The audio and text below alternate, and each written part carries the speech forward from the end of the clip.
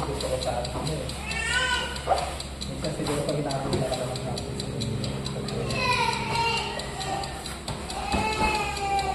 Wala akong kumuha ng apartment ko. Para ako yan. Nagdahil siguro.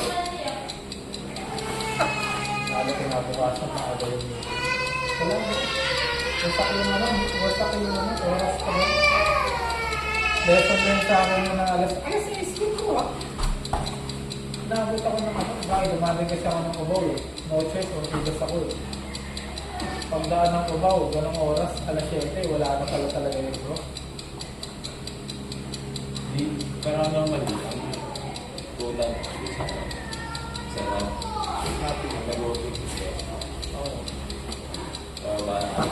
Gabi ang the best, pero wag sa umaga. Rush up talaga.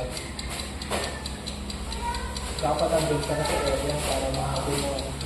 Kung magsasakyan ka, kahit andun ka na, at least hindi ka na magagalit dito. Isang makawa ko. Bigas lang sa one.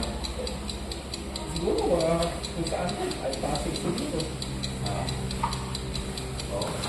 Kaya mo maganda yung ano, yung effect na ano dito sa mga businesses.